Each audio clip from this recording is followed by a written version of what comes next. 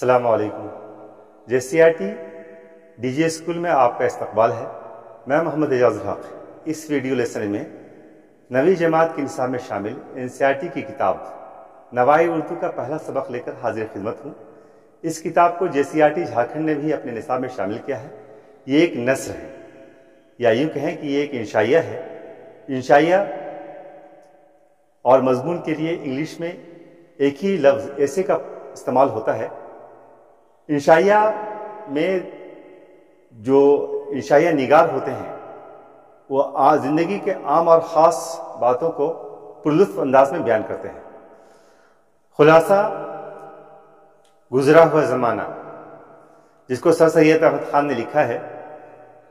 سر سید احمد خان نے یہ اصلاحی مضمون افسانوی انداز میں لکھا ہے۔ اس میں ایک ایسے بوڑھے شخص کا واقعہ بیان کیا گیا ہے جو عمر کے آخری دور میں ایک خواب دیکھتا ہے کہ وہ اپنے گھر میں اکیلا ہے۔ رات ڈراؤنی اور اندھیری ہے، بجلی کڑک رہی اور بڑے زور سے آندھی چل رہی ہے۔ وہ بوڑھا شخص اس وقت انتہائی غمزدہ ہے۔ اسے اس بات کا غم نہیں کہ وہ اس وقت بوڑھا اور اکیلا ہے، اس کا غم یہ ہے کہ اسے گزرا ہوا زمانہ یاد آ رہا ہے جس میں اپنا قیمتی وقت ضائع کیا۔ لڑکپن کے بعد جوانی کا زمانہ سامنے آتا ہے۔ اس کا سڈول جسم جوش اور خوشی سے بھری زندگی تھی۔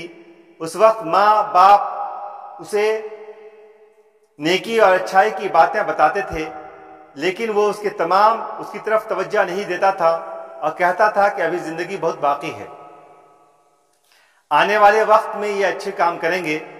وقت اسی طرح گزرتا گیا اور وہ ایسے کام نہ کر سکا جو انسانوں کی بھلائی اور اچھائی کے لیے ہوتے۔ اس نے جو کچھ کیا اپنے لیے کیا۔ اس بوڑھے کو یہ جان کر افسوس ہو رہا ہے کہ سارا وقت یہ کہہ کر ضائع کیا کہ ابھی وقت باقی ہے۔ یہ بوڑھا گھبرا کے اپنی جگہ سے اٹھتا ہے اور کھڑکی کھول کر باہر دیکھتا ہے تو اسے نظر آتا ہے کہ آسمان صاف ہے، تارے نکل رہے ہیں اور اندھیرا بھی کچھ کم ہو گیا ہے۔ تبھی اسے آسمان کے بیچ میں ایک روشنی دکھائی دی اور دیکھتے دیکھتے ایک خوبصورت دلہن اس کے قریب آ گئی۔ بوڑھے نے پوچھا، تم کون ہو؟ وہ بولی کہ میں ہمیشہ زندہ رہنے والی نیکی ہوں۔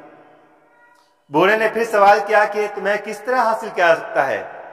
وہ ایک بدوی کی مثال دے کر بتاتی ہے کہ جو انسان کی بھلائی اور بہتری کے کام کرے، یہ نیکیاں کبھی ضائع نہیں ہوتی۔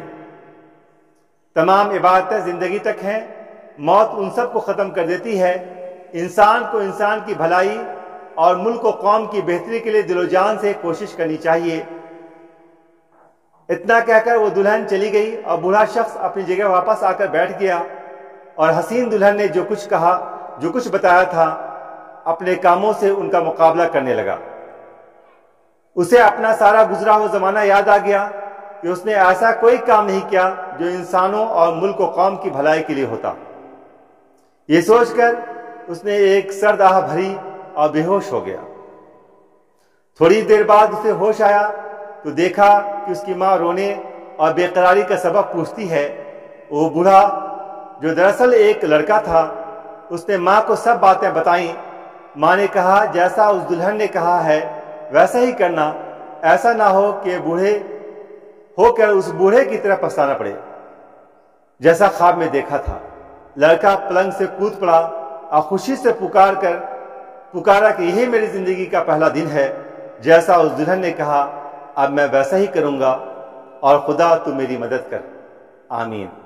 اس طرح اس میں ایک بہترین پیغام دیا گیا ہے، سر سید احمد خان نے دیا ہے۔ آپ سبھی کے پاس ایک عمر باقی ہے، آپ سبھی کوشش کریں کہ اب آگے آنے والی جو زندگی ہے ہماری، وہ لوگوں کی بھلائی کے لیے، اپنی قوم کی بھلائی کے لیے گزرے۔ شکریہ، جزاک اللہ خیر۔